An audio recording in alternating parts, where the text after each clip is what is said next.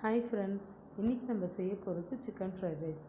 அதுக்கு வந்து ஒரு கேப்சிகம், ஒரு 2 கேரட், வெங்காயம் அரிஞ்சு வச்சுருக்கேன். சிக்கன் வந்து 65 பண்ணி அதை தூள் தூளாக வெட்டி வச்சுருக்கேன். ஒரு கடாயில் கொஞ்சோண்டு எண்ணெய் ஊற்றிக்கோங்க, 2 டேபிள் ஸ்பூன். ஒரு வெங்காயம் போட்டுக்கோங்க, 4 முட்டை உடைச்சி ஊற்றியிருக்கேன். இது வந்து நான் 3 பேர் சாப்பிட்ற ஃப்ரைட் ரைஸுன்றதுனால நான் 4 முட்டை உடைச்சி ஊற்றியிருக்கேன். முட்டை ஒரு கேரட், கேப்சிகம், ஆனியன் வந்து பொடியாக வெட்டினதை போட்டிருக்கேன். இது வந்து வதங்கிறதுக்கு வந்து இப்போ ஒரு டேபிள் ஸ்பூன் உப்பு போட்டுக்கலாம். அது வதங்கினதுக்கு அடுத்து 2 டேபிள் ஸ்பூன் இஞ்சி பூண்டு பேஸ்ட்டு போட்டுப்போம்.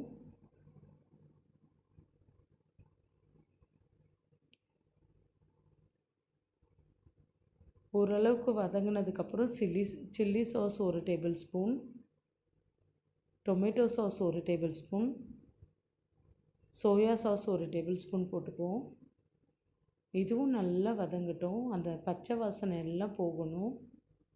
இதுக்கடுத்து ஃப்ரைட் ரைஸ் மசாலான்ட்டு விற்கிறாங்க, அது நான் 1 டேபிள் ஸ்பூன் போட்டுக்கிறேன். இது வந்து ஒரு ஃப்ளேவருக்காக தான் நான் போட்டுக்கிறேன். காரத்துக்கு வந்து மிளகுத்தூள் போட்டுக்கிறேன்.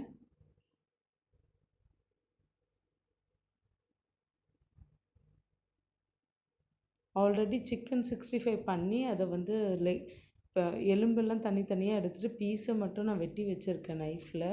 அதை நான் இப்போ போட்டு நல்லா வதக்கிக்கிறேன். இதுக்கடுத்து வந்து ஒரு 1/4 கிலோ பாஸ்மதி ரைஸை வந்து நான் வேக வச்சுருந்தேன். அதை வந்து வடிச்சுக்கிறேன். அதை வடித்து ஓரளவுக்கு ஆறுனதுக்கப்புறம் எடுத்து இந்த ஃப்ரைட் ரைஸ் இதில் நான் போட்டுடுறேன். மசாலாவில் போட்டுட்டு பொறுமையாக கலருங்க. இது கொஞ்சம் ரைஸ் ரொம்ப சூடாக இருந்ததுன்னா ரைஸ்லாம் உடஞ்சிரும். அதனால் ரைஸ் வந்து கொஞ்சம் ஆறுனதுக்கப்புறம் போட்டிங்கன்னா ரைஸ் வந்து மசாலாவோடு நல்லா மார்கனேட் ஆகி நல்லா டேஸ்ட் என்ஹான்ஸ் பண்ணி கொடுக்கும்.